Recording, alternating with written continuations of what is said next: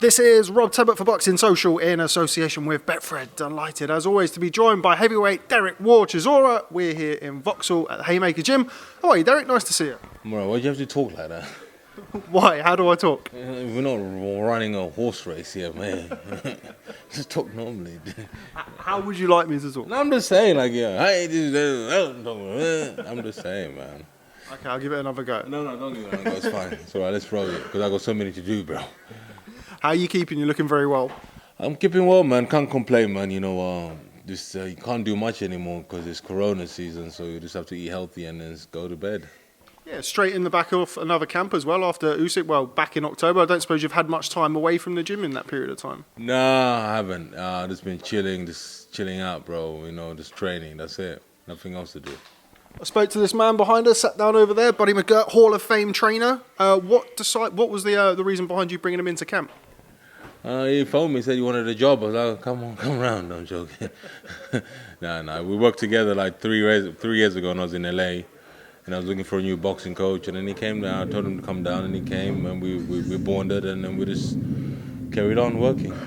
What was it about your last performance against Alexander Usyk that made you feel that you needed to change something, bring somebody like Buddy into the camp? I needed a boxing coach. That was it.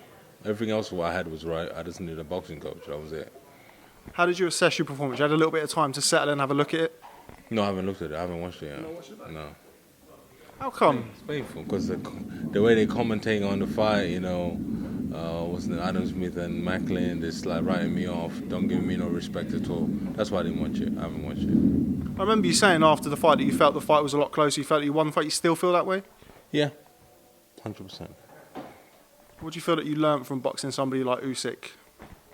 Nothing. Just basically, I think we just look after our own in the United Kingdom instead of trying to please everybody else who's a foreigner. So that's all I can say. I spoke to David before the fight. David said that you go 15 rounds at that pace. Obviously, the fight was at a real frenetic pace. Did you ever feel that you had any chance of kind of getting him out of there, overwhelming him in those early rounds?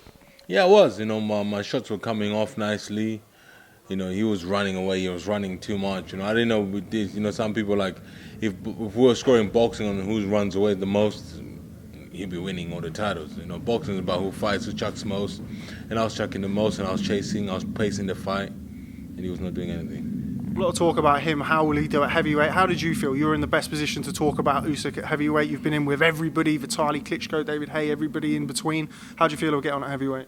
He's going to struggle, but he will make other people struggle by him. If you're not fit enough for him, you're going to struggle.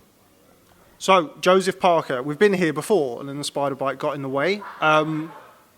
Must be excited to finally get this one over the line and get in the ring with him. It's been cooking now. I think the first time I saw you guys talking about it would have been in New York for June 2019. AJ Ruiz won. Yeah, New York. Yeah, man. That's when we started making up the spicy, cooking up a little bit. But things didn't happen for simple reason because he had the problems in his camp and stuff like that. But now the fight's happening. He's changed his camp. He's in Manchester. He's training hard, and I'm training hard. So we only got 7 days left. 6 days, 7 days left. He's got a new trainer as well. What did you make of his performance against Junior Farr? Did you watch his fight? No, I didn't watch that fight. I didn't want to watch it. I didn't want to like. I watched it, but not intense because I figured out they were both like scared of each other for some reason, and they were boxing in front of their own audience, so they didn't bring the grittiness to that fight. You know, they were all playing shy. I think it was on a Saturday morning as well. It was a bit of a random one because it was in New Zealand, so the time difference had it on a Saturday morning. It was a bit of a strange one. We had it on a Saturday morning, but for them it was late for them. So, but it is what it is. Now, I spoke to Andy Lee and Joseph Parker last week. Obviously, I had this question as well with Buddy earlier on when I spoke to him. Now, we've seen Joe in the past, in the Dillian Whyte fight in particular, struggle with the physical all-action style. We've seen you fight over the years. We know what you bring to the ring. How important is it that you set that pace and you keep him uncomfortable on May the 1st? You know what he says. You know, from what I'm hearing, he don't want to be bullied anymore in the ring and stuff. He's gonna bring heat. He's gonna bring this and this. You know, but we don't really care, to be honest. So we're gonna go there and do what we need to do for ourselves. What are you expecting from him? He's saying all of that stuff. Are you expecting him to get on his bike, straight shots, keep moving?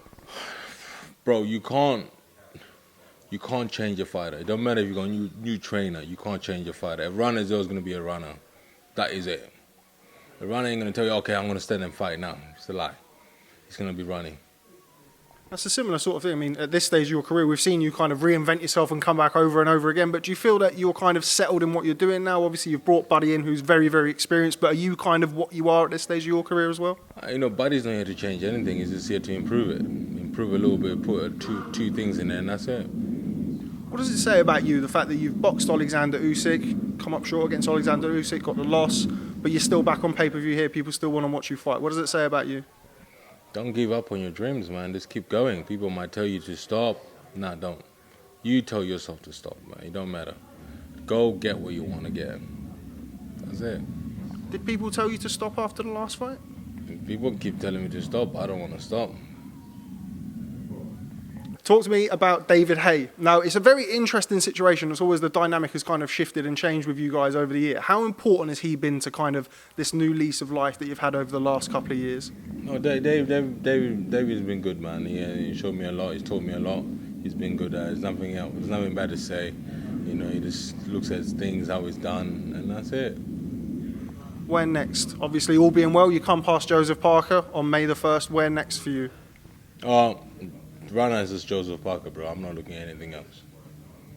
Okay, before I let you go, appreciate your time. Obviously, you've got a gang of people over there looking to interview you as well. Quick talk about AJ Fury. Won't it happen is the first question. I don't think we're going to see it this year. I would love to see it next year, but this year we're not going to see it. Why not? What makes you think that? There's bumps and roads. There's never a smooth road. But I think we'll see it next year. Buddy was telling me that he went to Finchley, obviously somewhere that you know very well, to check in on AJ. Said he was very impressed with the big man. Yeah, AJ was training. I was not there, but he told me AJ was training, so good. Still a fight that you want? Obviously, I know that you guys go back. You have a lot of history together out at Finchley. Still a fight that you could potentially see yourself in the future? Why not see Joseph Parker, my friend? And that's all. Okay, final word. I mentioned about AJ versus Tyson Fury. You know both guys very well. You've boxed Tyson twice. How would you see that fight going, if indeed it does happen? Right now, the fight is not happening. There's no fight happening. Tyson Fury has to fight AJ. Fight what's his name, Deontay Wilder. Yes, there's offers there, but I don't see the fight happening this year. If it does happen and you had £1 to put it on, who would you put it on? If I go $1 million, I'll put it on AJ. Why is that? Obviously, you know Tyson really well in the ring. You've seen something, you know something from being in there and knowing Anthony over the years? Okay, I'm smarter than you. Final word, that's it. Thank you. Thank you.